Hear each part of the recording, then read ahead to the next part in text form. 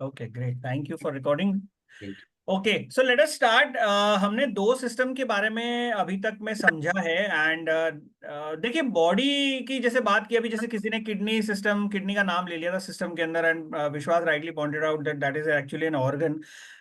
Human body जो है हमारी, अगर एनाटोमिकली बात करें हम, तो दो पार्ट्स के अंदर डिवाइड हो सकती है, ऑर्गन्स के अंदर और वाइटल ऑर्गन्स के अंदर, राइट। मैं उसको वाइटल और नॉन वाइटल इसलिए नहीं बोल रहा हूँ क्योंकि वो ऑर्गन भी इंपॉर्टेंट है, राइट। वाइटल ऑर्गन्स की जब बात कर रहे हैं तो वाइटल ऑर्गन वो सारे ऑर्गन्स हैं जो कि एक इतने इंपॉर्टेंट सिस्टम का पार्ट होते हैं जिसके बिना आपकी बॉडी फंक्शन नहीं कर सकती किसी भी तरीके से, राइट। एंड मैं ये एग्जांपल्स आपके साथ में इसलिए शेयर कर रहा हूँ so that I am just putting the context, so that आप समझ सके कि कितना वाइटल है आज का सिस्टम जिसके बारे में हम बात करेंगे। क्योंकि जो नॉर्मल ऑर्गन्स हैं या जो ऑर्गन्स हैं जो कि वाइटल नहीं है, उनके बिना आपकी बॉडी फंक्शन कर सकती है, राइट। लाइक सपोज एक आंख जो है किसी की नहीं है, या किसी कारण से उसकी दोनों आंखों की रोशनी चली गई है, still his body is working, right. किसी कारण से उसका कोई लिम्ब जो है, हाथ या पैर जो है, किसी कारण से फंक्शन करना बंद हो गया, उसकी बॉडी फिर भी चल रही है, वो जी रहा है, खा रहा है, पी रहा है, सब कुछ कर रहा है, राइट। बट कुछ ऐसे वाइटल ऑर्गन्स हैं जिनके नहीं काम करने की वजह से हमारी बॉडी जो है पूरी तरीके से स्टैंड स्टिल हो जाएगी। एंड स्टैंड स्टिल का मतलब आप समझ रहे हैं कि वो ईसीजी के अंदर जो स्ट्रेट लाइन आ गई है, राइट। और डॉक्टर्स अपनी पिक्चरों के अंदर से बोलते हैं ना, बिल्कुल चश्मा उतार के अपनी टोपी उठा के, आई एम सॉरी, तो वो वाली कंडीशन ना हो जाए। इसीलिए हम आज बात करेंगे सबसे इंपॉर्टेंट चीज की, सबसे इंपॉर्टेंट ऑर्गन की, एक इंपॉर्टेंट सिस्टम की, जो कि आपका सर्कुलेटरी सिस्टम है, राइट। क्या है ये सर्कुलेटरी सिस्टम, इसको थोड़ा सा हम समझते हैं।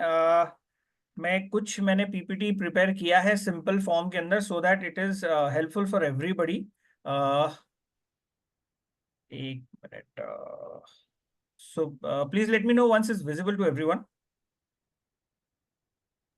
Yes. Yes, great yes. Great, Yes, sir. Thanks for confirming. Circulatory system को अगर हम लेमन लैंग्वेज में अगर डिफाइन करने की कोशिश करें तो एक सिस्टम है जो कि ब्लड वेसल्स से बना हुआ है। ब्लड वेसल्स मतलब वो ऐसे पाइपलाइंस हैं जो कि आपके हार्ट की तरफ और हार्ट से ब्लड को लाने ले जाने का काम करते हैं। आर्टरीज और वेन्स हमने नाम पढ़ा हुआ है अपने एलिमेंट्री क्लासेस के अंदर भी पढ़ा हुआ है इसके बारे में।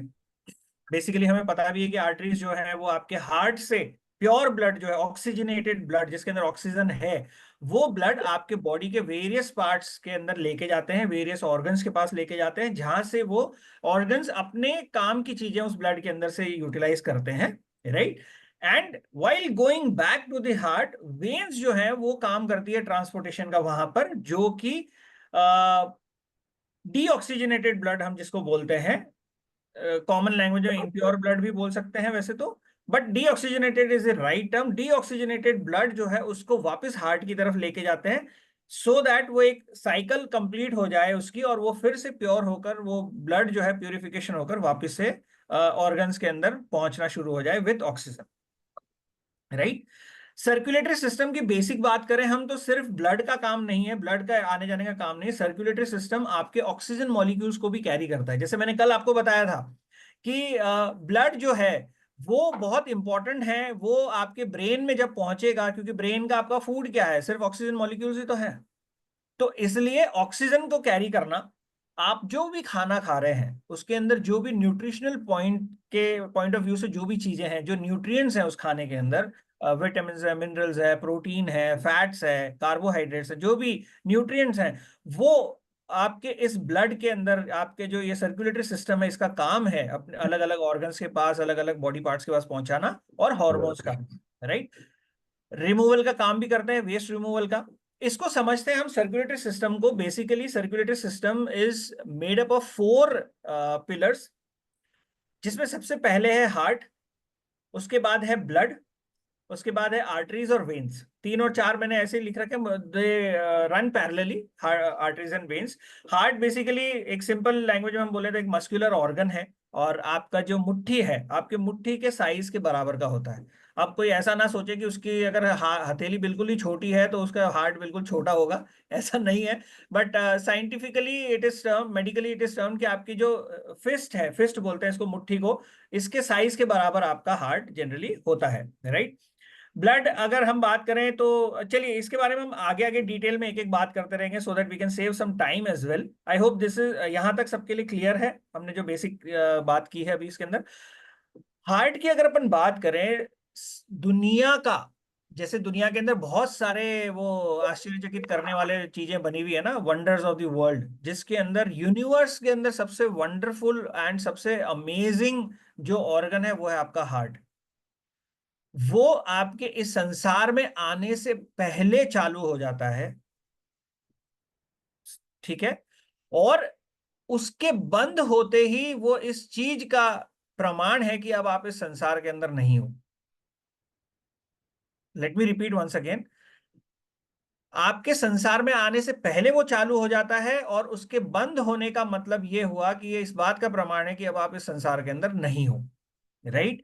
एक स्किप अगर हो जाती है, एक बीट अगर स्किप हो गई, बहुत से ऐसी डिजीजेस है जिसके अंदर हार्ट बीट स्किप होती है, तो वहां पर मेजर प्रॉब्लम्स जो है वो क्रिएट हो सकती है। इसलिए बोला जाता है कि your heart is an amazing organ, it continuously pumps oxygen. जैसे हमने बात की ऑक्सीजन का पंप करने का काम, न्यूट्रिएंट पहुंचाने का काम ब्लड के थ्रू, राइट, इतना काम करते हैं। प्राइमरीली अगर हम बात करें तो 4 मेजर फंक्शंस हैं हार्ट के। आपके ब्लड, जो ऑक्सीजनेटेड ब्लड है वो बॉडी पार्ट्स के अंदर पहुंचाना, बहुत हाई इंटेंसिटी का पंप है। मतलब ये आप ये सोचिए कि ना तो कोई इलेक्ट्रिसिटी उसको कहीं से दी जा रही है ना कोई बात, बट उसके बावजूद वो काम कर रहा है। एक मस्कुलर ऑर्गन है, मसल से बना हुआ है पूरी तरीके से, लेयर्स ऑफ मसल्स हैं, कितनी क्या क्या है वो भी अपन अभी देखते हैं। हॉर्मोन्स और अदर वाइटल सब्सटेंसेस आपके बॉडी पे पहुंचाना जरूरी है, क्योंकि आपकी बॉडी को फंक्शन करना है, हर एक ऑर्गन के लिए कुछ ना कुछ चीजें वाइटल है, इंपॉर्टेंट है, जो कि हम फूड के थ्रू ले रहे हैं, वो पहुंचाना बहुत जरूरी हो जाता है। डीऑक्सीजनेटेड ब्लड भी वो रिसीव करके वेस्ट जो है ब्लड के थ्रू, जितना भी वेस्ट आपकी बॉडी से जो ब्लड आपका कलेक्ट कर रहा है उसको निकालने का काम भी करता है। और मोस्ट इंपॉर्टेंटली आपके जो ब्लड का फ्लो है, ब्लड का जो प्रेशर है आपकी बॉडी के अंदर, किस रेट से उसको फ्लो होना चाहिए, कितना प्रेशर वो एक्सर्ट कर रहा है आपके ब्लड वेसल्स के ऊपर आपकी बॉडी के अंदर, उसको भी मेंटेन करने का काम करता है। तो ये है बेसिकली 4 इंपॉर्टेंट काम जो कि आपका हार्ट करता है। कंप्राइजिंग अगर हम बात करें, कंप्राइजिंग की, जैसे हमने पंप की तो बात करी थी कि भाई पंप, पंपिंग का काम करता है। मसल्स इसके अंदर, मस्कुलर पूरा का पूरा बॉडी, मतलब इसके अंदर किसी तरह की बोन नहीं है इस हार्ट के अंदर, सब कुछ मस्कुलर बना हुआ है। मसल्स इतने ज्यादा वो सोफिस्टिकेटेड हैं इसके, कई लेयर्स के अंदर इसके मसल्स जो हैं बने हुए हैं। पेरिकार्डियम एंड एंडोकार्डियम, ये 2 अलग अलग लेयर्स हैं। Endocardium is the inner most muscle जो कि सॉफ्ट मसल्स होती है। पेरिकार्डियम एक तरह का जैसे जेल फिल्ड एक बैग होता है, वो उस लेयर को हम पेरिकार्डियम बोलते हैं, जो कि अपर लेयर होती है इसकी।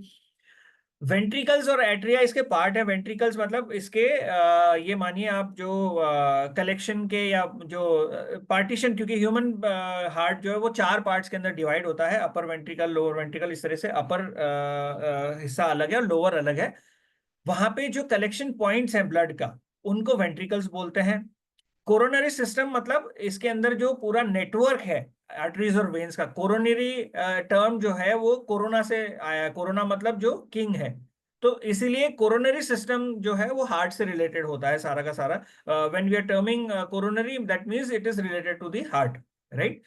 और आपके जैसे ब्लड फ्लो की अगर बात करें, ज्यादा हम डिटेल में नहीं जाएंगे इसके अंदर। नॉर्मली जो अपर आपके जो वेंट्रिकल्स होते हैं उससे लोअर वेंट्रिकल के अंदर ब्लड ट्रांसफर होता है, ऑक्सीजनेटेड ब्लड। उसमें से भी आपका जो राइट वेंट्रिकल जो है उसके थ्रू आपके लंग्स के पास में जाता है ब्लड, और लेफ्ट वेंट्रिकल से पूरे बाकी के बॉडी के अंदर जाएगा ब्लड आपका। ये बेसिकली इसका काम है हार्ट का। बहुत सोफिस्टिकेटेड एक ऑर्गन है जो बहुत प्रिसाइजली काम करता है, जिसके अंदर किसी भी तरह के मिसेस जो है वो अफोर्डेबल नहीं है। नॉर्मली आर्टरीज, कैपिलरीज और वेन्स का बना हुआ है ये, हमने इसके बारे में बात की थी। अब हम एक बात करते हैं एक इंपॉर्टेंट एस्पेक्ट की, जिसके अंदर हमने सेकंड नंबर पे देखा था ब्लड। ब्लड क्या है? एक फ्लूइड है जो हमारे बॉडी के अंदर फ्लो कर रहा है, राइट। और इसके अंदर प्लाज्मा है, इसके अंदर प्लेटलेट्स हैं, इसके अंदर बहुत सी चीजें हैं। क्या क्या है उसके बारे में थोड़ा सा भी डिटेल के अंदर भी इसको समझते हैं कि प्लाज्मा, प्लेटलेट्स और आरबीसी और डब्ल्यूबीसी, ये तीन चीजें मेजर हैं जो कि ब्लड बना रही है। ऑब्वियसली बात है कि अगर हम डीप कॉम्पोजिशन के अंदर जाएंगे तो पानी मोस्ट इंपॉर्टेंटली है, which comprises of almost 70 to 80% of the blood. यहां पर आप इस छोटे से डायग्राम के अंदर देख सकते हैं कि आपके ब्लड के अंदर 55% जो है टोटल ब्लड का, वो प्लाज्मा होता है। प्लाज्मा बेसिकली क्या है? उसमें सॉल्ट्स जो कि हम फूड के थ्रू ले रहे हैं, जिसको बेसिकली, क्योंकि सॉल्ट इम्बैलेंसिंग आजकल आप सुन रहे हैं बहुत ज्यादा एक प्रोमिनेंट सी प्रॉब्लम होती जा रही है। सॉल्ट्स, न्यूट्रिएंट्स जो फूड के थ्रू हमें मिला है, पानी और एंजाइम्स जो कि हमारे बॉडी के अंदर ऑलरेडी है और हमारी बॉडी जिनको बनाती है, राइट। मोस्ट इंपॉर्टेंटली प्रोटीन जो है वो प्लाज्मा के अंदर होता है, जो कि हमारे बॉडी के ओवरऑल हेल्थ के लिए, ओवरऑल ग्रोथ के लिए इंपॉर्टेंट है। प्रोटीन वैसे भी हमारे बॉडी के लिए बहुत इंपॉर्टेंट है, क्योंकि आप सोचिए कि ये पूरा का पूरा हार्ट, जैसे मैं बार बार रिपीट कर रहा हूँ कि मसल्स का बना हुआ है। मसल्स बनाने के लिए आपने देखा भी होगा, लोग जिम में भी जाते हैं जिनको मसल्स बनाने होते हैं, मसल वेट जिनको इंक्रीज करना होता है, उनको हाई प्रोटीन डाइट इसीलिए सजेस्ट की जाती है। तो आप अपनी डाइट के अंदर हमेशा प्रोटीन की मात्रा जो है, प्रोटीन का रेशियो हमेशा हाई रखिए। कोशिश कीजिए प्लांट बेस्ड प्रोटीन रहे आपका, सो दैट इजीली डाइजेस्टिबल हो, आपके दूसरे डाइजेस्टिव ऑर्गन्स को हैम्पर ना करें। That will actually ensure the health of your heart. और अगर आपका हार्ट हेल्दी है तो आपकी पूरी बॉडी जो है वो हेल्दी रहेगी। दूसरा, इसके अंदर एक छोटा सा पोर्शन आता है जिसके अंदर, जिसको हम ल्यूकोसाइट्स एंड प्लेटलेट्स बोलते हैं, या डब्ल्यूबीसी भी बोलते हैं, व्हाइट ब्लड सेल्स जिनको हम बोलते हैं। ये बेसिकली कलरलेस होते हैं। और कलरलेस इसलिए क्योंकि इसके अंदर हेमोग्लोबिन नहीं होता। हेमोग्लोबिन, अगेन अगर हम बात करें, haem plus globin, globin means protein है। आपके जितने भी ग्लोबिन्स हमारे बॉडी के अंदर है वो सारे के सारे प्रोटीन का पार्ट है। और हेम मीन्स आयरन। तो आयरन प्लस ग्लोबिन मिलकर हेमोग्लोबिन बनाता है, राइट। इसीलिए आपने कॉमनली सुना भी होगा, अगर कभी कभी ब्लड टेस्ट करवाते हैं तो हेमोग्लोबिन अगर कम है तो डॉक्टर सजेस्ट करते हैं कि आयरन रिच जो डाइट है वो आपको लेनी चाहिए। कुछ इस तरीके से आपको मेडिसिन प्रोवाइड करते हैं, या मेडिकल सप्लीमेंट्स हैं, या प्रोबली डाइटरी सप्लीमेंट्स भी आप ले सकते हो उसको सही करने के लिए, राइट। डब्ल्यूबीसी को फर्दर हम अगर और डेप्थ में जाएं तो ग्रैन्युलोसाइट्स और ए ग्रैन्युलोसाइट्स के अंदर डिवाइड करते हैं। डब्ल्यूबीसी का मेन काम क्या है?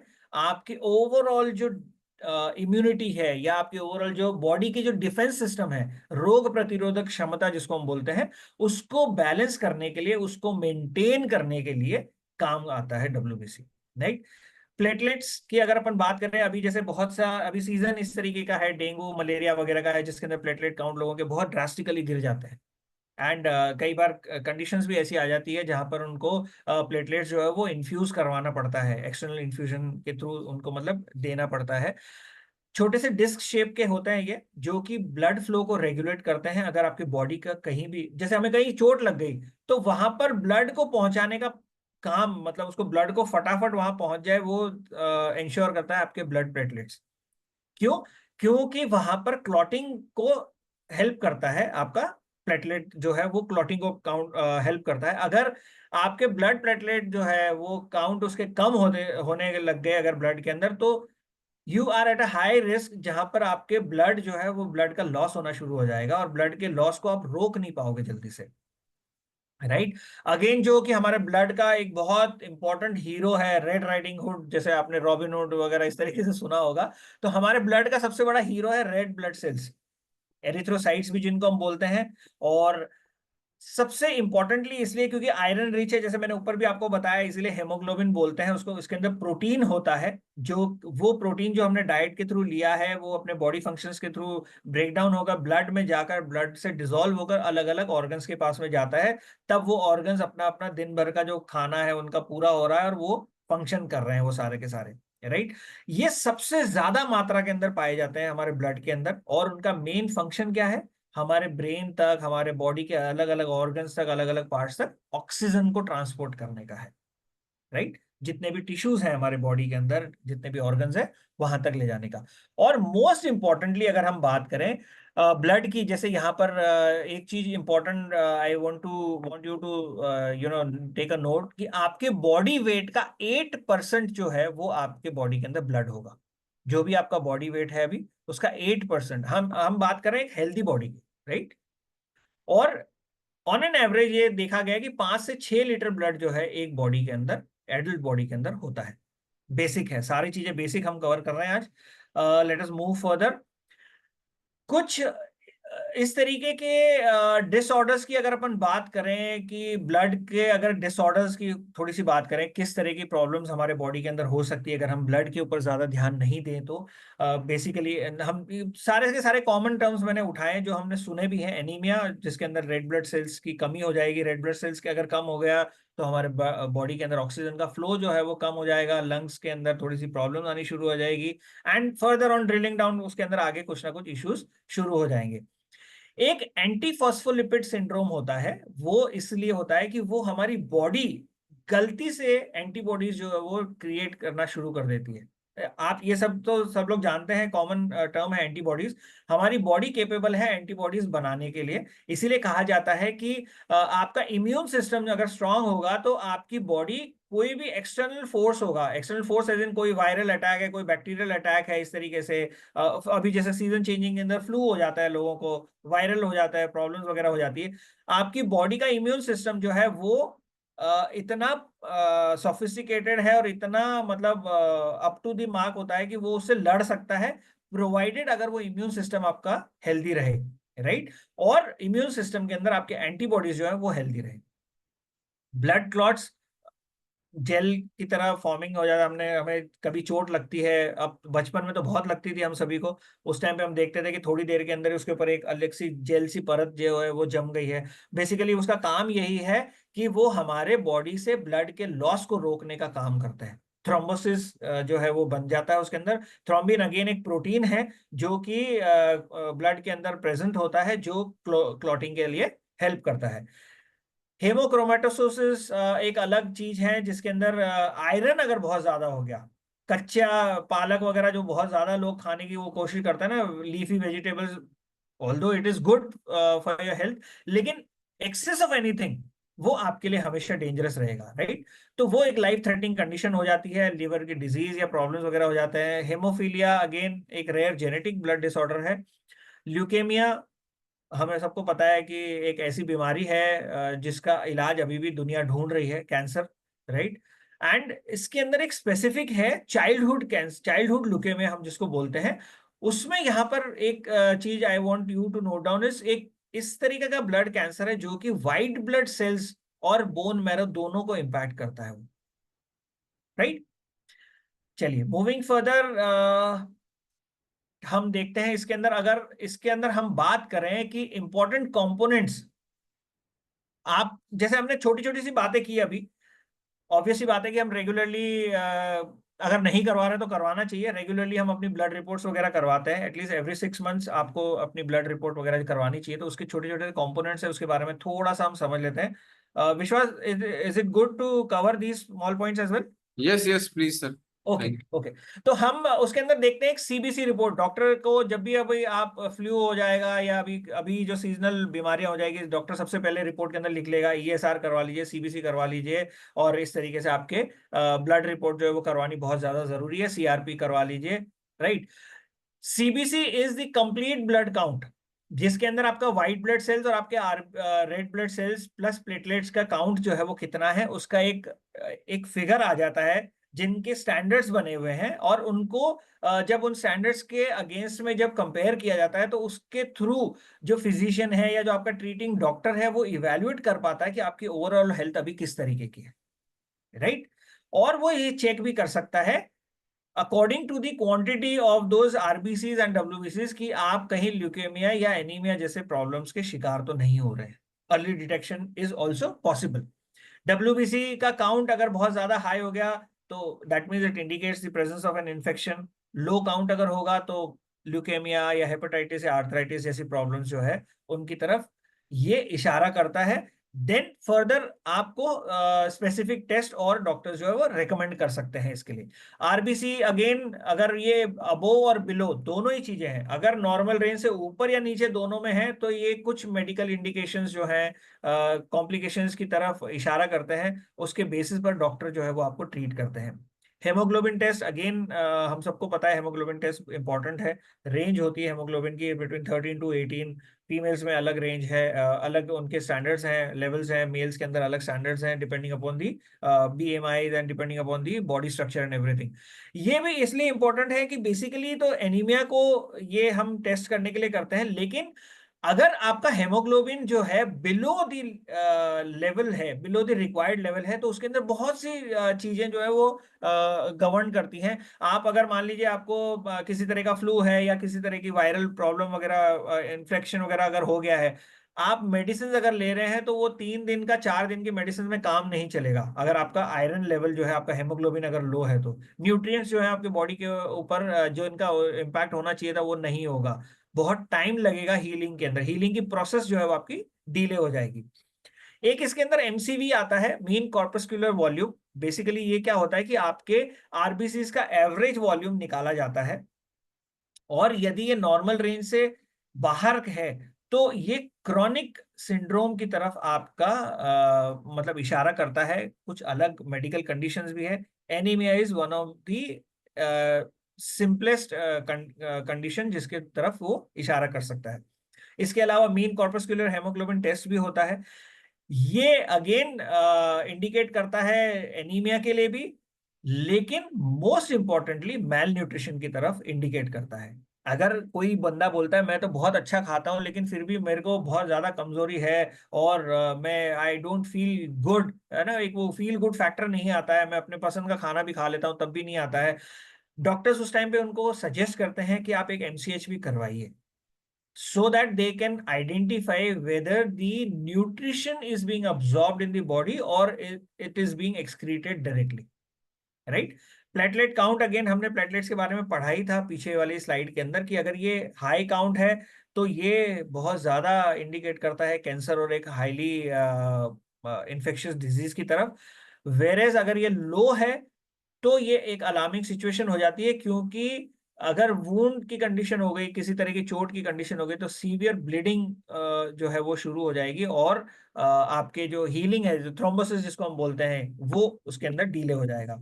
एल्ब्यूमिन टेस्ट अगेन लिवर से रिलेटेड है, और इसको करवाने का मेन मकसद ये होता है कि आपके ऑर्गन के अंदर कितना वॉल्यूम है एल्ब्यूमिन का, वो टेस्ट करना बहुत जरूरी होता है, सो दैट आपके प्राइमरीली लिवर और फिर किडनी की जो इश्यूज अगर किसी तरह के होते हैं उसको हम आइडेंटिफाई कर सकते हैं, राइट। तो प्रॉब्ली आप लोग रिक्वेस्ट कर सकते हैं, विश्वास है कि कभी डिटेल्ड ब्लड रिपोर्ट का भी एक सेशन वो मतलब कंडक्ट करवाएं आप लोगों के लिए। इसके अलावा अब हम बात, अभी तक तो हमने देखिए ब्लड से रिलेटेड सब बातें की थी, अब हम बात कर रहे हैं हमने हीरो ऑर्गन के लिए, वाइटल ऑर्गन की, हार्ट की, कि हार्ट की मेजर प्रॉब्लम्स जो है जो हम लोग आमतौर पर सुनते हैं वो क्या क्या है, उसके बारे में एक बार जल्दी जल्दी थोड़ा सा समझते हैं, टाइम बहुत ज्यादा होता जा रहा है। CHD, कोरोनरी हार्ट डिजीज, क्या है ये? It is a type of heart disease जहां पर आर्टरीज जो है वो ऑक्सीजन रिच ब्लड आपके हार्ट को डिलीवर नहीं कर पा रही है, राइट। इसका रीजन क्या है कि आपके आर्टरीज के अंदर प्लाग प्लाग जैसे नॉर्मली अपन सुबह सुबह जब उठते हैं रात की नींद लेकर, तो हम ब्रश करने से पहले अगर देखें तो अपने दांतों के बीच में एक वाइट कलर का सब्सटेंस जो है वो जम जाता है, वो उसको भी प्लाग बोलते हैं, वो आपका डेंटल प्लाग्स है। लेकिन ब्लड के अंदर, आपके ब्लड वेसल्स के अंदर भी प्लाग जो है वो जमा हो जाता है, जो कि आपके ब्लड फ्लो को लिमिट कर देता है। और उसके सिम्टम्स की अगर अपन बात करें तो आपका चेस्ट पेन, हार्ट अटैक और बहुत सारे इस तरीके की प्रॉब्लम जो है वो शुरू हो जाती है। ट्रीटमेंट बहुत सिंपल है, सबसे पहले तो लाइफस्टाइल चेंजेस आप कीजिए, नहीं हो रहा तो फिर मेडिकेशन पे जाइए, उससे भी नहीं हो रहा तो फिर आप सर्जरी के लिए जा सकते हैं, राइट। अगेन एक बहुत इंपॉर्टेंट चीज है कॉन्जेनाइटल हार्ट डिजीज। ये वो तरह की डिजीज होती हैं जो कि आपको बाय बर्थ मतलब जो है वो मिलती है, that can be inherited genetically, या कई बार जैसे मैंने इसके अंदर एग्जांपल भी दिया है कि जर्मन मीजल्स अगर हो गई है प्रेगनेंसी के टाइम पे, रूबेला एक डिजीज होती है, अगर वो लेडी को हो गई है तो वो इफेक्ट कर सकती है बेबी के हार्ट के ग्रोथ को, राइट।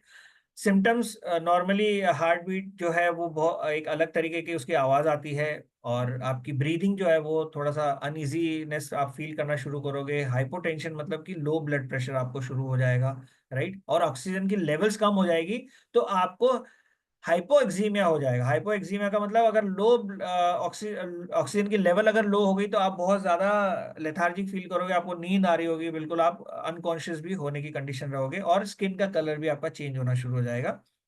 ट्रीटमेंट इसका चिल्ड्रंस के अंदर अगर अर्ली एज पे डिटेक्ट हो गया तो सर्जरी, ओपन हार्ट सर्जरी है। अदरवाइज बहुत से एडल्ट्स के लिए बहुत ज्यादा ट्रीटमेंट्स हैं इसके लिए, सिंपल सिंपल, जिसको हम कर सकते हैं।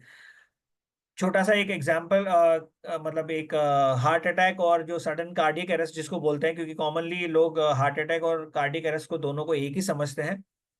मैं सिर्फ एक ही इसका पॉइंट उठा रहा हूँ just in the benefit of time, कि हार्ट अटैक जो है वो उसका कॉज क्या है कि आपके किसी भी एक ब्लड वेसल के अंदर ब्लॉकेज हो जाना।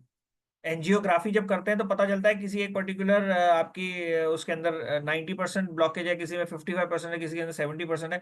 इस तरीके का ब्लॉकेज हो जाने की वजह से ब्लड सप्लाई जो है वो डिस्टर्ब हो जाता है, राइट। और उसके वजह से हार्ट अटैक आता है, क्योंकि टाइमली प्लम्बिंग, टाइमली जो पंपिंग है ब्लड की वो नहीं हो पा रही है। और जैसे मैंने बोला कि हम एक भी अगर बीट मिस कर देते हैं हार्ट की, तो वो एक बहुत बड़ी प्रॉब्लम की तरफ इंडिकेट करने शुरू हो जाता है, राइट। वेरेज इसके ऑपोजिट अगर हम सडन कार्डिक अरेस्ट की अगर बात करते हैं, तो यहाँ पर एक इलेक्ट्रिक मेल फंक्शन होता है। अब इलेक्ट्रिक मेल फंक्शन ज्यादा डेप्थ में तो नहीं जाएंगे, क्योंकि हमारे बॉडी के अंदर वैसे तो इलेक्ट्रिसिटी नहीं है, लेकिन हमारे मसल्स के अंदर जो इलेक्ट्रिसिटी डेवलप करते हैं, कुछ इस तरीके के लिगामेंट्स है पंपिंग, जिनकी वजह से जो है इंश्योर करता है हमारा हार्ट। वहां पर अगर किसी तरह की प्रॉब्लम हो गई तो ब्लड जो है आपकी ब्रेन तक नहीं जाएगा, आपके बॉडी के पार्ट्स तक नहीं जाएगा जहां पर जाना चाहिए। और एक ऐसा प्रॉब्लम होगा जहां पर आपका हार्ट जो है सडनली अरेस्ट हो जाएगा और वो बंद हो जाएगा वहीं पर ही। That is called as a sudden cardiac arrest. These are the two different terms जिसको हमें समझना बहुत जरूरी है। इसके रिस्क और सिम्टम्स हम जनरली वैसे भी देख सकते हैं। इसको थोड़ा सा मैं आगे कवर कर लेता हूँ। आर्टरीज और वेन्स का बेसिक अगर मैं आपको शॉर्टली अगर बताऊं तो, आर्टरीज जो है वो प्योर ब्लड लेके जा रही है आपके हार्ट से बॉडी की तरफ, आपके सेल्स की तरफ। वेन्स जो है वो डीऑक्सीजनेटेड या पुअर ब्लड जो है वो आपके हार्ट के पास वापस लेके आती है। डिफरेंट टाइप्स ऑफ आर्टरीज और वेन्स का मैंने यहाँ पर पीपीटी जरूर बनाया था, बट एज आई सेड की टाइम बहुत कम है।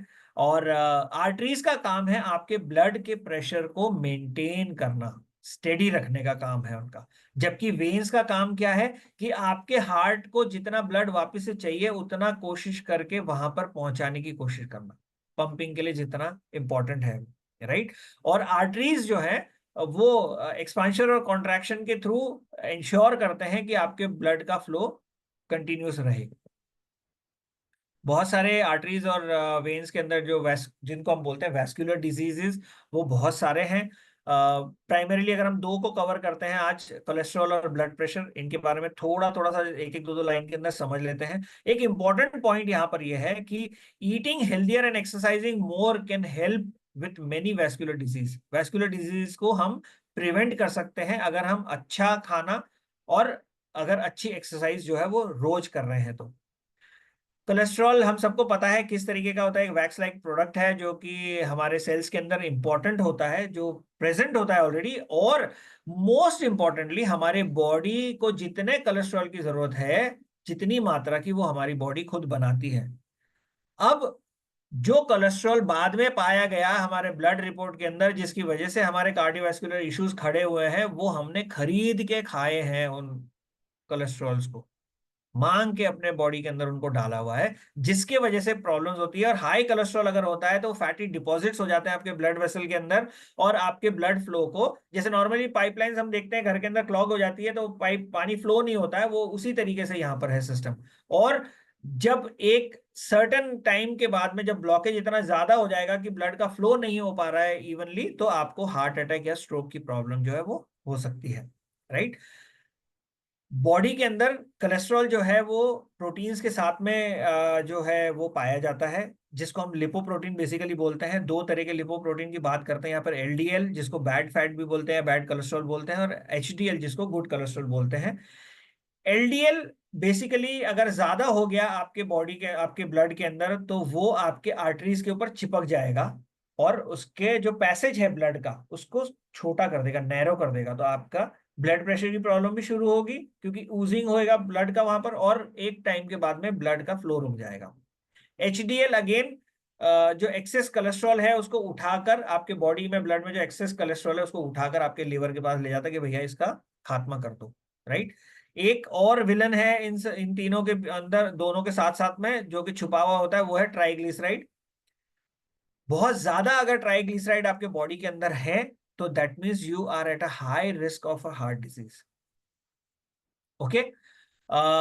ब्लड प्रेशर के बारे में हम ज्यादा बात नहीं कर रहे हैं, एक सिंपल सी टर्म है ब्लड प्रेशर की, भाई क्या हो, प्रॉब्लम क्या होती है। ब्लड प्रेशर इज, जैसे मैंने पहले भी आपको बताया था स्टार्टिंग के अंदर ही, कि आपका ब्लड किस प्रेशर से, किस फोर्स से आपके ब्लड के वेसल्स, जो आर्टरीज हैं, कि आपकी कैपिलरीज हैं, वेन्स हैं, उनके ऊपर कितने फोर्स से जा रहा है, वो कितना फोर्स एक्सर्ट कर रहा है, उसको मेजर करने का काम करता है, उसको कहते हैं ब्लड प्रेशर। ब्लड प्रेशर इसलिए इंपॉर्टेंट है क्योंकि एक तरह का साइलेंट किलर है ये। High blood pressure measure risk factor है कार्डियोवास्कुलर डिजीज का, जो कि यहाँ पर भी मैंने पॉइंट आउट कर रखा है। कुछ छोटी छोटी सी पॉइंट्स मैंने यहाँ पे लिख रखे हैं, जैसे स्ट्रोक की प्रॉब्लम हो सकती है, heart attack, enlarge heart, heart failure as well, और आपके किडनी डिजीजेज जो है वो भी ब्लड प्रेशर अगर हाई होता है तो उसकी तरफ इंडिकेट करती है, राइट। इन सब से बचने के लिए क्या करना है, बहुत इजी इजी चीजें हैं। सबसे पहले तो आपकी डायबिटीज अगर है किसी को, उसको मैनेज कीजिए, कोलेस्ट्रॉल और हाई ब्लड प्रेशर को मैनेज कीजिए। इसके लिए क्या करना है, रेगुलर चेकअप्स जो है रेगुलर इंटरवल्स पे करवाइए। एक्सरसाइज करना बहुत जरूरी है, फिजिकली फिट रहना जरूरी है। जरूरी नहीं कि आप जिम में जाएं, आप आधा घंटा घर पे भी पीटी एक्सरसाइज और इस तरीके से योगा वगैरह कर सकते हैं। कोशिश कीजिए फ्रेश खाइए, हेल्दियर खाइए, right. Move around, sedentary life मत जिए। एक दो घंटे बैठने की कोशिश मत कीजिए आप। एक घंटा अगर आपका बैठना होगा तो आप एक घंटे बस खत्म होने से पहले पहले उठ जाइए वहां पर। Stay at a healthy weight, आपका जो नॉर्मल वेट होता है उस पर रहिए। अगेन, हाइड्रेटेड रहिए। स्ट्रेस लेवल को कम कीजिए। स्ट्रेस जो है वो बहुत बड़ी एक प्रॉब्लम अपने साथ में लेके आता है, राइट। स्ट्रेस के बारे में सोचना ही अपने आप के अंदर बहुत बड़ा स्ट्रेस है, तो उसके बारे में सोचना भी बंद कीजिए आप। टोबैको प्रोडक्ट्स अगर आप अभी तक लेते आए हैं तो कोशिश कीजिए अब उसको धीरे धीरे करके खत्म कर दें, और आपका रेगुलर चेकअप जो है वो जरूरी है। सो that was all that I had today for the circulatory system, primarily for the blood and the heart part. और टाइम थोड़ा सा कम था, मैं कोशिश की मैंने कि कुछ कवर कर सकूं इसके अंदर। So that was all from my side, thank you for your patience listening, over to the host. Thank you, thank you, thank you so much sir. No words to say thanks. And कितने कम समय में आपने एक बहुत ही important system को बिल्कुल एक लेमन से लेके एडवांस लेवल तक समझाने की कोशिश करी है। Really really indebted, thank you so much. And जैसा हम फ्लो रखते हैं कि अब हमने सिस्टम को समझा है, let us try to understand कि diet, nutrition and some lifestyle changes can, how can help, है ना, टू मेक श्योर कि हम इसको हेल्दी रख सकें। So I will invite again mentors to all, Piyush ma'am, जिनके गाइडेंस में हम ये पूरा प्रोग्राम रन कर रहे हैं। Welcome ma'am, over to you. Thank you so much Vishwas, and thank you so much Chandrakant ji. इतना ब्यूटीफुली आपने सर्कुलेटरी सिस्टम एक्सप्लेन किया है, और मैं सब ऑडियंस को देख रही थी। मतलब बहुत, सब लोग जब दिल का मामला होता है तो थोड़े सीरियस हो ही जाते हैं ना, तो सब लोग बहुत ही ज्यादा सीरियस थे। टेंशन सबको नजर आ रही थी। तो विश्वास, 2-3 मिनट हम लोग बात कर सकते हैं यदि अभी तक जो चंद्रकांत जी ने टॉपिक लिया उससे रिलेटेड यदि कोई बात करना चाहे, और फिर डाइटरी गाइडलाइंस क्या हैं हमारे पास में अपनी हार्ट हेल्थ के लिए, हमारे सर्कुलेटरी सिस्टम को सुचारू बनाने के लिए। तो कोई बहुत विशेष बात नहीं है, 5 से 10 मिनट के अंदर अंदर सबको पता है, कुछ nothing new. But the important thing is if we know and we can follow, that is more important. तो anybody has if any question, कोई क्वेरी है, कोई फीडबैक है, तो बात कर सकते हैं अभी तक के सेशन के बारे में। I'll just ask one question. Feedback is definitely awesome. जैसा मैंने बोला, session was really amazing and मतलब इतना कुछ जाना है हमने इस पूरे सिस्टम के बारे में आज पहली बार। मेरा एक स्मॉल क्वेश्चन ये है कि जैसे सर ने बताया था कि आर्टरीज जो है वो ऑक्सीजनेटेड ब्लड लेके ऑर्गन्स तक जाती हैं, and there was also an mention कि आर्टरीज ऑक्सीजनेटेड ब्लड लेके हार्ट तक भी आती हैं। सो बॉडी के अंदर ऑक्सीजनेटेड ब्लड कहाँ बन रहा है, एंड ये सेम ही आर्टरीज होती हैं क्या जो हार्ट तक आ रही हैं और बाकी ऑर्गन्स तक लेके जा रही हैं? अगर इसके अंदर अगर थोड़ा सा और इफ समवन के मतलब सर अगर या कोई भी बताना चाहे, सर से रिक्वेस्ट करूंगा वैसे मैं। देखिए बेसिकली जो ऑक्सीजनेटेड ब्लड की जो हम बात कर रहे हैं ना, ऑक्सीजन अगर हम ले रहे हैं तो एक सिंपल सा हमें सबको पता है सिस्टम क्या है। कल हमने रेस्पिरेटरी सिस्टम पढ़ा ही था। ऑक्सीजन जब हम नेजल के थ्रू, नेजल पैसेज के थ्रू ले रहे हैं तो वो हमारे लंग्स के अंदर जा रहा है। ब्लड का जैसे मैंने आपको बताया कि जो आपका लेफ्ट वेंट्रिकल का जो है हिस्सा, जिस जो ब्लड जहां पर इकट्ठा हो रहा है वो जा रहा है एक अकेला सिर्फ लंग्स के पास में, राइट। और राइट वेंट्रिकल आपके बाकी की पूरी बॉडी को कवर कर रहा है। मतलब आपका राइट वेंट्रिकल 95% को कवर कर रहा है, लेफ्ट वेंट्रिकल आपके लंग्स को कवर कर रहा है। वहां पर ऑक्सीजन जो आपके एल्विलाइज के अंदर ऑक्सीजन है, वहां पर वो ऑक्सीजन उस ब्लड के अंदर मिक्स होकर वो ऑक्सीजनेटेड ब्लड जो है वो आगे जा रहा है आपके सब बॉडी ऑर्गन्स के अंदर, बॉडी पार्ट्स के अंदर।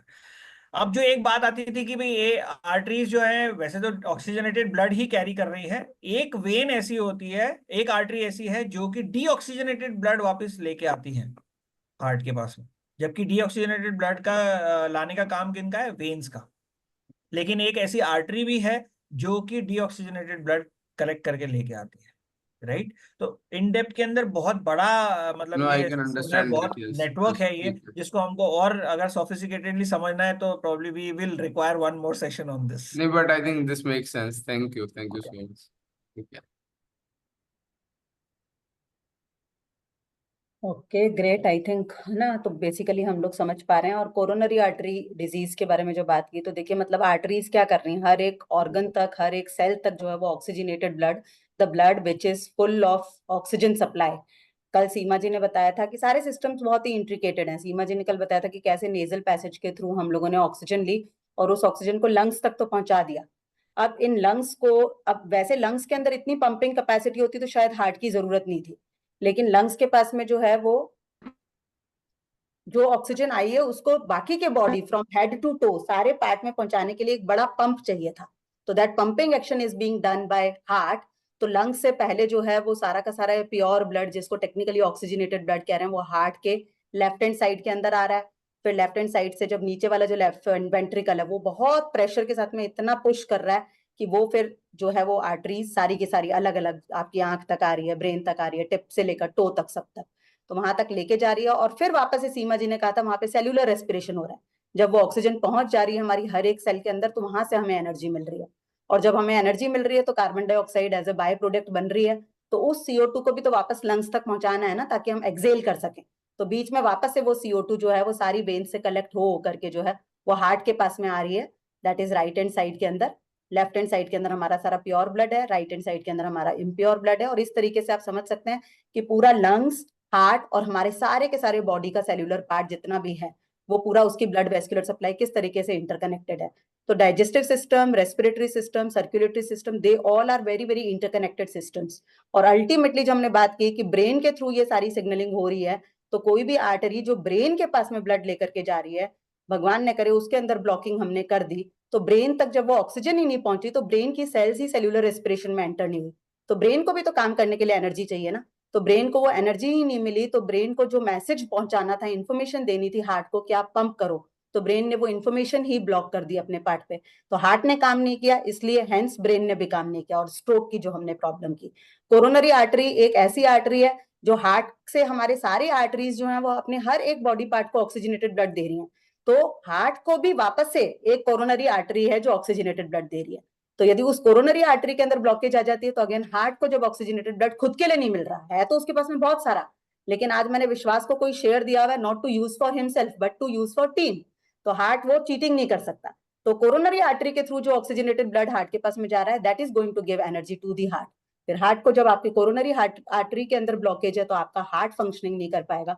तो बहुत ही इंपॉर्टेंट एस्पेक्ट है और शायद हम लोग टेक्निकली समझ रहे हैं। कुछ लोग मुझसे डिस्कस भी कर रहे थे कि क्या फायदा हो रहा है, हम लेमैन को इतनी टेक्निकली समझा रहे हैं।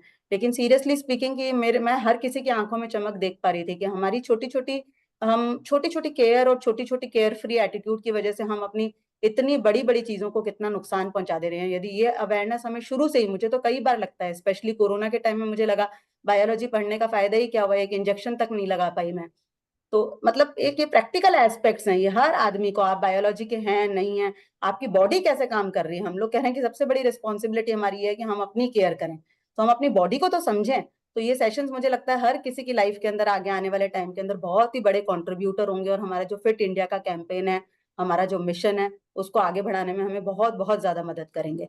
तो यदि हमारा सर्कुलेटरी सिस्टम की डाइटरी गाइडलाइंस की बात की जाए, तो जरूर से सेशन खत्म होने के बाद में भी आप जो है वो अमेरिकन हार्ट एसोसिएशन, बहुत बड़ी एसोसिएशन मानी जाती है, वहां पे अमेरिकन हार्ट एसोसिएशन AHA जाकर के, या इवन अपना Indian council of medical research क्या गाइडलाइन दे रही है हमारी हार्ट हेल्थ के लिए, जरूर जाकर के आप देखिए, गाइडलाइंस पूरी की पूरी मिल जाती हैं अपने को आजकल गूगल के ऊपर। तो सबसे सबसे इंपॉर्टेंट बड़ी बात तो यही है कि हम अपने हार्ट के ऊपर प्रेशर ना आने दें, उसके लिए हमें अपने वेट को मैनेज करना होगा, है ना। तो मैं I would request Vishwas, if I can just everyone, हाँ, तो that is more convenient for me, yes. So हमें सबसे पहला पहला प्राइमरी बात तो यही है कि अपने वेट को मैनेज करके रखना पड़ेगा, क्योंकि यदि हमारा वेट, हमारा BMI, हमने ओवरवेट या ओबीज 1 या ओबीज 2, जितनी जितनी ज्यादा हमने अपनी BMI बढ़ा दी है, ओवरवेट कर दिया अपने आप को, या हमने ओबीज कर दिया, ओबीज कैटेगरी 1 कैटेगरी 2, तो सिंपल सिंपल बात यह है कि आप मोटे मोटे लग रहे हैं, हमें लग रहा है अरे हम अच्छे नहीं लग रहे, वो सब बहुत सेकेंडरी बात है। सबसे प्राइमरी बात यह है कि हम अपने सारे ऑर्गन्स को स्ट्रेस दे रहे हैं इस तरीके से, अपना मोटापा बढ़ा करके, तो उनकी वर्किंग एफिशिएंसी को हम बहुत ही नेगेटिवली इंपैक्ट डाल रहे हैं। विसरल फैट का कॉन्सेप्ट हमने वेरी फर्स्ट सेशन के अंदर जब पढ़ा था, कि हम जब मोटापे से ग्रसित हैं और उसके साथ साथ के अंदर यदि इंटरनल ऑर्गन्स के ऊपर भी हमने फैट की एक एक्स्ट्रा लेयर जमाई हुई है, जिसकी ऑप्टिमल वैल्यू बताई थी कि this should be less than 9, लेकिन हम लोग कई बार अपनी टेस्टिंग कर रहे होते हैं उम्रों से, वी गेट सरप्राइज, बिल्कुल यंग यंग लोगों में, 30 35 40 साल की उम्र के अंदर लोगों के अंदर वो 20+ की रेंज के अंदर आ रहा है। तो that is a very very alarming situation, कि आपका हार्ट हर समय अंडर प्रेशर काम कर रहा है, और ये स्ट्रेस यदि बहुत ज्यादा समय तक, हम कहते हैं कि मतलब if you are under stressful condition for a pretty longer time, तो ऐसा डीजेनरेशन धीरे धीरे चल रहा है, और एक दिन जब हम देखते हैं कि एकदम से अरे इतना अच्छा खासा भला चंगा आदमी था, एकदम से ऐसे कैसे हार्ट अटैक हो गया। तो बहुत इंपॉर्टेंट है कि हम अपनी वेट मैनेजमेंट के ऊपर काम करें, अपने विसरल फैट्स के लेवल को जो है वो लो करके रखें। वेट मैनेजमेंट के लिए सीमा जी ने कल ही बताया, सबसे जरूरी है कि हम अपने आप को गट रीसेट प्रोग्राम में डालें, 10 दिन के अंदर अपनी इंटेस्टीन को, अपनी गट को इस तरीके से तैयार करें कि जब हम वेट मैनेजमेंट में आते हैं तो हमारी पूरी की पूरी गट जो है वो रिस्पॉन्ड कर पाए। सेकेंडली, आज चंद्रकांत जी ने जिस तरीके से बताया, तो मेरी डाइटरी गाइडलाइन बताने का पूरा रूपरेखा ही बदल गई। इतना उन्होंने टेक्निकली सारी बातें बताई हैं कि देखिए आप, अब अल्टीमेटली तो बैलेंस्ड, और इस पूरे सर्कुलेटरी सिस्टम में देयर इज नथिंग, मैं कहूंगी ग्रेट, यदि हम एक छोटा सा क्लास 3 का फूड पिरामिड समझते हैं, कि हमें कार्बोहाइड्रेट्स के अंदर जो है वो होल ग्रेन्स के ऊपर जाना है, मिलेट्स लेने हैं, प्रोटीन, प्रोटीन जितना ज्यादा हम प्रोटीन रिच अच्छी डाइट ले सकते हैं, है ना। क्यों? क्योंकि देखिए अल्टीमेटली तो पूरा का पूरा मस्कुलर ऑर्गन ही है ना। हम लोग आज बॉडी बिल्डिंग के लिए, मसल्स बनाने के लिए तो पता नहीं कितनी कितनी एक्सरसाइज कर रहे हैं, लेकिन वो हार्ट की जो मसल बनेगी वो भी अगेन यदि आप गुड सोर्स ऑफ प्रोटीन देंगे और कार्डियो, पूरा अच्छा कार्डियो, कुछ कार्डियक एक्सरसाइजेस करेंगे, तो उससे आपके हार्ट की मसल स्ट्रांग हो जाएंगी। तो इवन दो आपका कुछ स्ट्रेस भी है, तो वो मसल स्ट्रांग होंगी, तो वो पंपिंग एक्शन को बहुत बेटर तरीके से कर पाएंगी। तो बहुत जरूरी है कि हम गुड क्वालिटी प्रोटीन, है ना, फैट फ्री प्रोटीन, कई बार नॉन वेजिटेरियन सोचते हैं हमारा प्रोटीन इंटेक पूरा है, लेकिन बहुत साइंस हमारी अभी एकदम अच्छे से बता रही है कि हमें फैट फ्री प्रोटीन की जरूरत है। तो हम लोग इवन नॉन वेजिटेरियन भी हैं, तो हम जो है वो बात करें कि फिश के ऊपर, fish they are better source, जितना भी फैट फ्री के ऊपर हम जा सकते हैं, मतलब स्किम्ड मिल्क के ऊपर चले जाएं, मीट भी जो है वो लीन्ड मीट के ऊपर हम जाएं, पाउल्ट्री जो है या एग्स जो है, that can be better source of protein. तो अपनी प्रोटीन को बहुत अच्छा, और प्लांट बेस्ड प्रोटीन यदि आप ले सकते हैं तो वो अनकंपेरेबल, अनमैचेबल है। तो प्लांट बेस्ड प्रोटीन से हम अपनी हार्ट हेल्थ को बहुत अच्छा कर सकते हैं।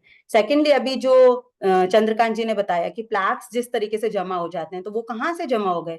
हमारी बॉडी को तो जितना कोलेस्ट्रॉल बनाना था बॉडी खुद ही बना रही है, बट इस तरीके के डाइटरी इंटेक से, डेयरी प्रोडक्ट्स के ओवर कंजम्पशन से, ट्राइग्लिसराइड्स की बात करें, कोलेस्ट्रॉल की बात करें, या LDL की बात करें, अल्टीमेटली बहुत ज्यादा अभी डिटेल में भी ना जाएं तो भी बहुत, ये these all are bad fats.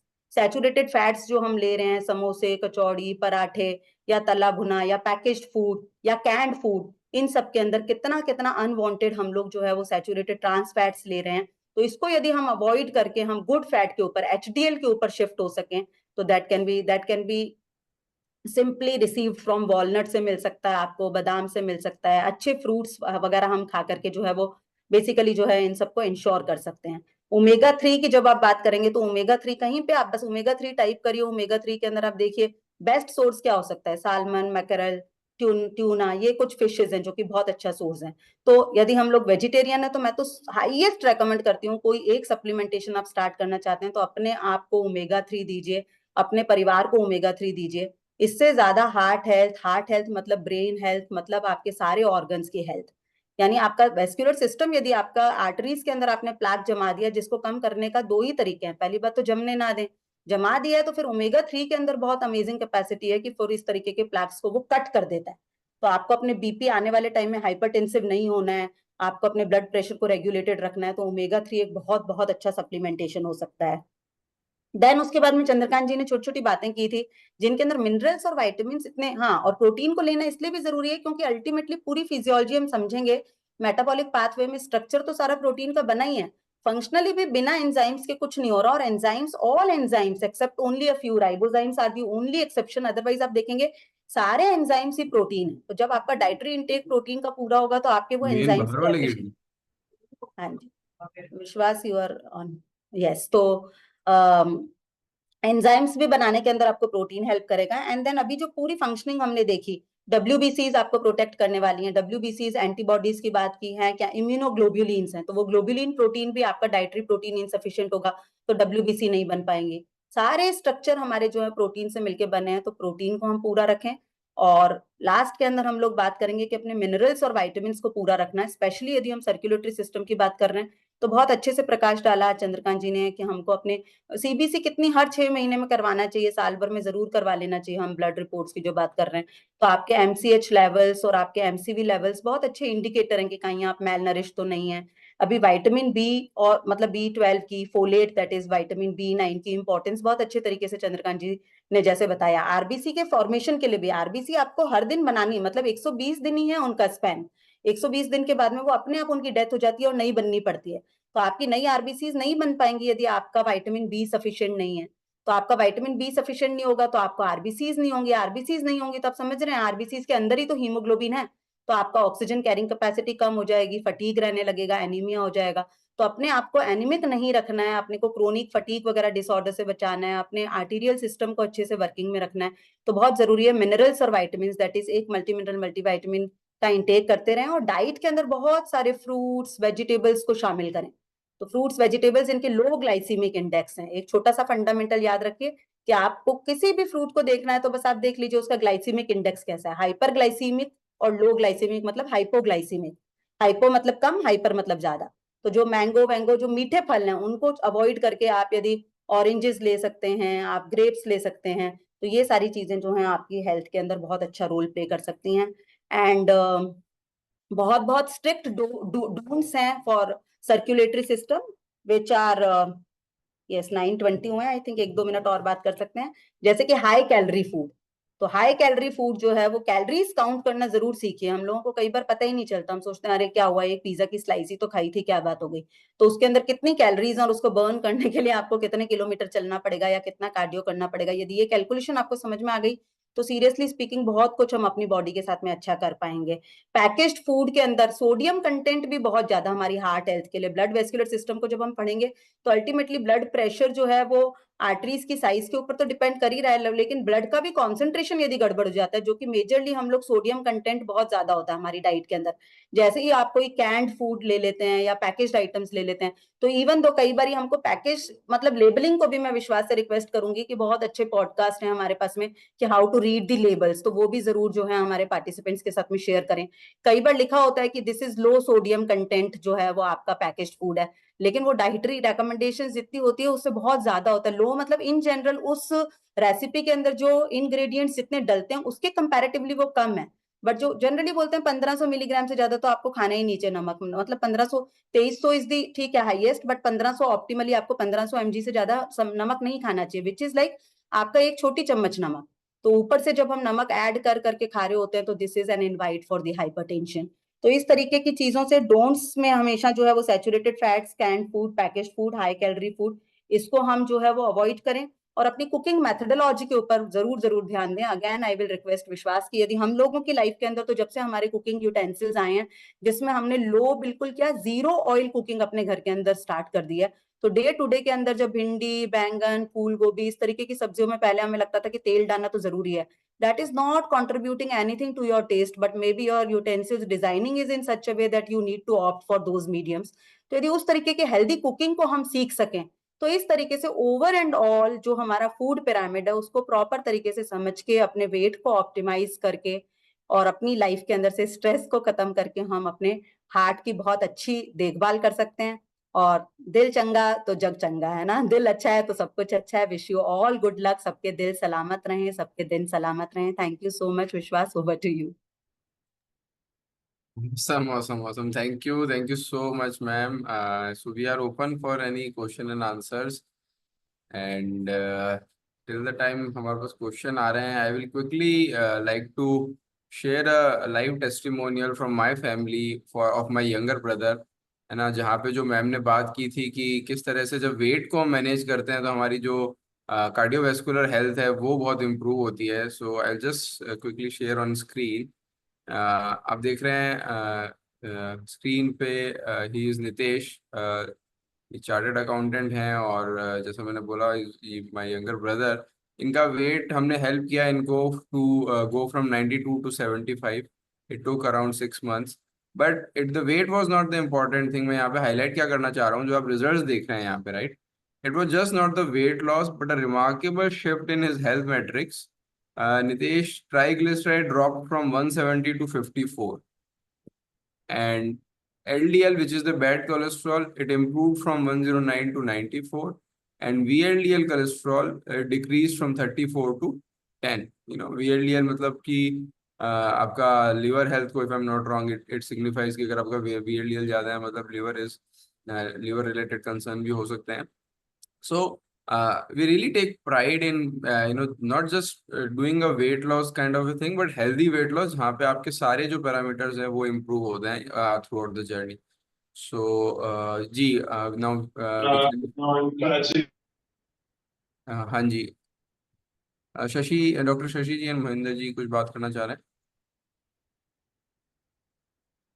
Can see your hand raised. Yeah, I just want to say, विश्वास, that हम तो अपने को डॉक्टर समझते थे और हमें लगता है हमसे बड़े डॉक्टर भी यहाँ सामने बैठे हैं। So I feel that I used to feel in this way कि लोगों को बेसिक नॉलेज तो होनी ही चाहिए, और जो मुझे लगता है, आई डोंट नो बाकी क्या कर रहे हैं या नहीं कर रहे हैं एमबीए में, but commendable in this way कि लोगों को बेसिक इतना अच्छा क्लियर हो रहा है, जो हम सिस्टम समझ रहे हैं, पढ़ रहे हैं। मुझे भी अपना अच्छा लग रहा है, हमने भी बायो पढ़ी हुई है, फिजियोलॉजी पढ़ी हुई है, बट सुनने में फिर से अच्छा लग रहा है। मुझे एमसीएच, ये एमसीवी कभी भी क्लियर नहीं थे, जो आज क्लियर हुए हैं अच्छे से। तो सारा देखते थे, अच्छा ये देख लिया, ये देख लिया, ये देख लिया, पैरामीटर्स देख लिए। सो कहीं ना कहीं कुछ ना कुछ तो हर एक के माइंड में पॉइंट्स ऐड होंगे ही। और मुझे ये लगता है कि जो ये आरोग्य विटास कम्युनिटी है, they are doing wonderful job in this way कि कई लोगों को जब ये एक तरह से हेल्थ वर्कर की तरह हम काम कर रहे हैं, तो बहुत लोगों की लाइफ को टच कर पाएंगे और उनको सही नॉलेज दे पाएंगे। जब हमें क्लियर होगा तभी आगे हम क्लियर कर पाएंगे। सो आई थिंक जो ये सेशन चल रहे हैं तो ये बहुत ही अच्छे हैं। और जैसे पीयूष दीदी बोल रही हैं कि हमें ये वाला भी टॉपिक लेना चाहिए, ये वाला भी टॉपिक लेना चाहिए, मुझे लगता है कि ये 10 हफ्ते में खत्म होने वाला नहीं है। This will continue, I think even more for 10 weeks it can go. So thank you so much, Chandrakant ji and Piyush ji. Thank you so much, ma'am. Your word means a lot. I think अगर आप ऐसा बोल रहे हैं तो I am sure कि हम I know means लोगों को बोन नहीं पता, फ्रैक्चर नहीं पता, ये नहीं पता, वो नहीं पता। और ये जब इतनी बड़ी बड़ी बातें हम समझा रहे हैं, RBC, WBC and then MCV and MCA, so there are so many things in detail जो हम बात कर रहे हैं, तो कहीं ना कहीं कुछ ना कुछ तो रजिस्टर हो ही रहा है कि सीएचडी क्या होता है। अब हम पेशेंट्स की रिपोर्ट्स देख रहे हैं, तो अगर हमें आता ही नहीं तो हम क्या किसी को गाइड करेंगे? तो ये बेसिक होने से लगता है कि जो भी ये ग्रुप कर रहा है तो वो बहुत बहुत अच्छा आगे कर पाएगा। Thank you so much ma'am, thank you for your kind words. And अभी भी है हमारे पास कुछ 2 मिनट, तो सो वी कैन किसी का कोई सवाल है, क्वेश्चंस हैं, फीडबैक भी हो सकता है। हमारे साथ कई सारे कम्युनिटी मेंबर्स हैं जिन्होंने बहुत सारे लोगों को हेल्प की है in their health transformations, so they can share their experiences, personal transformations आप शेयर कर सकते हैं। सर मैं कुछ कहना चाहती हूँ जी थोड़ा जी सा। आप चाहिए।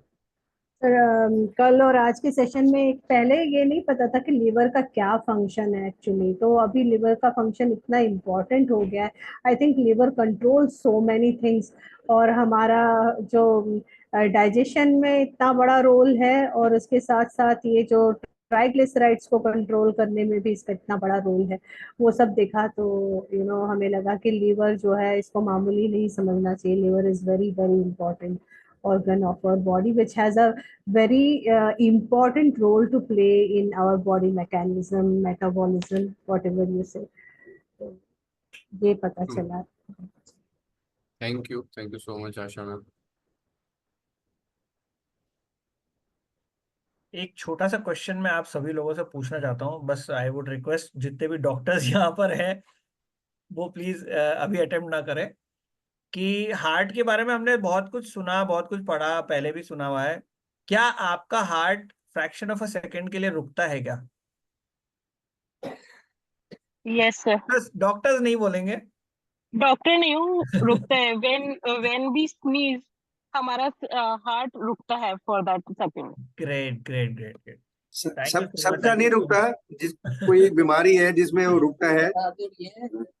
वाइल स्नीजिंग सर, अगर हम स्नीज कर रहे हैं ना While तो sneeze. Fraction of a second के लिए रुकता है। और that is the only reason जब हम लोग मतलब एक दूसरे को, जिसने स्नीज किया उसको बोलते हैं गॉड ब्लेस यू, God ताकि bless आपको you. एक नया जीवन मिल गया है। Thank you so Exactly. Much, thank you so much. Nice. I would also like to share one experience, Vishwas, if time permits. Yes yes. जैसे अब मैं बता ही रही हूँ कि if you want to start with just one supplement, that is omega 3, salmon omega 3 जो न्यूट्रालाइट brand का है, उसका एक अमेजिंग एक्सपीरियंस, मतलब वैसे तो बहुत ही सारे एक्सपीरियंसेस हैं बट वर्थ कोटिंग अभी यहाँ पे। मेरे फादर जो अभी 80+ ईयर्स के हैं, 2006 की बात है। मेरी एक्चुअल में सिस्टर जो हैं वो डॉक्टर ही हैं, तो बहुत ज्यादा regular checkups and all, she believes in that. तो विदाउट एनी रीजन, मतलब वो जब मेरे फादर वहाँ गए हुए थे गुड़गांव उनके पास में, तो चेकअप के लिए, कंप्लीट चेकअप के लिए गए, तो ओमेगा, ये जो पापा का हार्ट के अंदर एनलार्जमेंट आया है ना, तो उस समय तक पापा ओमेगा 3 नहीं लेते थे, although he was taking multi mineral multivitamin, कुछ कैल्शियम वगैरह सप्लीमेंट्स लेने शुरू कर दिए थे। बट ओमेगा 3 को लेके एक रिजर्वेशन होता ही है वेजिटेरियन लोगों को, तो वो पापा को भी था। तो हार्ट एनलार्ज आया, और बिल्कुल ये था कि भाई हार्ट एनलार्जमेंट हो रहा है और कॉम्प्लिकेशन बढ़ेंगे आने वाले टाइम के अंदर, और कुछ ना कुछ डेफिनेटली करना होगा। तो इस तरीके से पापा ने बोला कि अरे ये सब क्या हो रहा है, तो कुछ सर्जरी वर्जरी की जरूरत होगी, कुछ ऐसा करना पड़ेगा। तो मेरे ब्रदर से जब डिस्कस हुआ तो he is already into this, तो उन्होंने जो है वो पापा को बोला, मेरी सिस्टर को भी समझाया कि अभी 6-8 महीने अपन जो है वो ओमेगा 3 देख करके देखते हैं, बाद में देखेंगे कि जो डॉक्टर्स एडवाइस कर रहे हैं। तो he took almost for a year वो ओमेगा 3 उन्होंने लिया, और अगले साल जब वापस से रेगुलर चेकअप की बात आई तो उनके हार्ट के अंदर कोई एनलार्जमेंट नहीं था। डॉक्टर हिमसेल्फ वाज कंफ्यूज्ड कि ये ऐसा कैसे हुआ कि भाई पिछले साल एनलार्जमेंट था एंड वी वर एक्सपेक्टिंग कि दिस विल गो ऑन, मतलब ये बढ़ेगा, लेकिन वो बिल्कुल एनलार्ज होने की जगह वापस से अपने ऑप्टिमल साइज को रीगेन कर चुका था। तो बहुत बहुत अमेजिंग जो है हमारे सप्लीमेंट्स हैं, और ब्लड प्रेशर रेगुलेशन के अंदर भी ओमेगा 3 जो है वो बहुत इंपॉर्टेंट रोल प्ले कर रहा है। और ये वाली तो मैंने अभी अपने 15 साल के करियर के अंदर एज अ न्यूट्रिशनिस्ट कितनी ही रिपोर्ट्स देख ली, एन नंबर ऑफ रिपोर्ट्स, कि आप आज चेकअप कराइए, आपके ट्राइग्लिसराइड्स, एलडीएल लेवल्स जो भी हैं, आप 3 महीने लगातार सुबह शाम ओमेगा 3 लीजिए, और 3 महीने के बाद में आप चेकअप कराइए, जो नितेश का भी विश्वास ने बताया। जबकि ये आप देखिए, बीइंग अ डॉक्टर, यदि कोई आपको एडवाइस करेगा तो ये लेवल्स एक बार यदि आपके बॉडी के अंदर बढ़ना चालू हो गए तो बहुत मुश्किल होता है इनका कंट्रोल करना, और यही बस छोटे छोटे फैक्टर्स हैं जो आगे जाकर के बहुत बहुत बड़ी बीमारियों का कारण बन जाते हैं, हार्ट अटैक जैसी इतनी सीवियर प्रॉब्लम का कारण बन जाते हैं। तो बहुत जरूरी है कि रात को वॉलनट भिगो के, नेचुरल डाइट के अंदर वॉलनट वगैरह के अंदर बहुत ही कम मात्रा के अंदर हमको मिल जाता है, उसमें भी आज वही वाली बात डॉक्टर शशि जो कह रही हैं, जब बात करते हैं तो लगता है हर टॉपिक को, ईपीए को डिटेल में समझाएं, डीएचए को डिटेल में समझाएं, कि लोग सोचते हैं वॉलनट, लेकिन उसमें कौन सा वाला मिल रहा है आपको जो है ना ओमेगा 3 के भी फर्दर कंपोनेंट्स के अंदर। तो आप ये समझिए कि ओमेगा 3 का सप्लीमेंटेशन बहुत जरूरी है, अनलेस अनटिल आपकी स्टेपल फूड जो है वो फिश नहीं है। जो लोग रोज फिश खा रहे हैं they are quite safer from heart disease point of view ना। बाकी यदि आप फिश नहीं खा पा रहे हैं रोज, तो जरूर जरूर this is a smart way to prevent your heart problems कि आप एक ओमेगा 3 सुबह शाम लेकर के जो है अपने हार्ट को मल्टीपल प्रॉब्लम से बचा सकते हैं। Thank you so much Vishwas, over to you. Thank you. Shweta ji का I can see hand raise. Hi sir, मेरे को पीयूष मैम एक चीज बताइए कि जैसे हम ओमेगा 3 एडल्ट्स में तो हम सप्लीमेंट्स ले लेते हैं, ठीक है, बच्चों के लिए जो टॉडलर्स हैं लाइक दे ग्रोइंग, उनके ब्रेन फंक्शनिंग सबके लिए ओमेगा 3 किस क्वांटिटी में रिक्वायर्ड होता है? मतलब नेसेसरली उन्हें भी जरूरत होगी ना ओमेगा 3 की, like is it like for a vegetarian diet कि सिर्फ वॉलनट उसे फुलफिल कर देगा, या हमें उसे किसी और सोर्स में भी देने की वो नीड पड़ सकती है? बहुत ही अमेजिंग क्वेश्चन जो है वो पुट किया है श्वेता जी ने। और इनफैक्ट आज मैं आईसीएमआर की पूरी गाइडलाइन ही पढ़ रही थी, तो वो इतना बड़ा लंबा चौड़ा डॉक्यूमेंट है, वहाँ पे यही प्रेग्नेंट वेमेन को क्या जरूरत है, लैक्टेटिंग मदर को क्या जरूरत है। तो हमें अपने बच्चों का भविष्य देखना है, तो एक तो जो भी प्रेग्नेंट लेडी हमें दिखती है घर के अंदर, उसको हम जरूर से फोलेट, ओमेगा 3, कुछ सर्टेन सेट ऑफ सप्लीमेंट्स जरूर दें, so that through her it will reach to the baby. और लैक्टेटिंग मदर का भी अगेन यही वाली बात है। और जहां तक बिल्कुल आप छोटे बच्चों की बात कर रहे हैं, तो किड्स न्यूट्रिशन की एक अलग रेंज है। डेफिनेटली हम जो अडल्ट्स के लिए ओमेगा 3 वगैरह जिस क्वांटिटी में है वो नहीं, बट सप्लीमेंटेशन करना चाहते हैं तो we do have a range for kids. तो किड्स न्यूट्रिशन के थ्रू जो है हम डीएचए यमीज की फॉर्म के अंदर और अपने मल्टीमिनरल मल्टीविटामिन की फॉर्म के अंदर सप्लीमेंटेशन को कंप्लीट कर सकते हैं अपने बच्चों के लिए। Thank you so much. Thank you ma'am. Thank you. Thank you so much, ma'am. And once again, big thanks to CK sir. It was really awesome. बहुत बहुत बहुत धन्यवाद आपका। And thanks to Piyush ma'am जो हम सब के लिए पूरा सेशन ऑर्गेनाइज कर रहे हैं और बहुत सारा एनर्जी टाइम वो इसके अंदर डेडिकेट कर रहे हैं so that we can learn and we can help ourselves and our people around us, our family, our society. सो मिलते हैं अगले सैटरडे को वापस। until then we'll be connecting on WhatsApp groups. Let's keep interacting, keep sharing questions, queries, doubts. Thank you so much.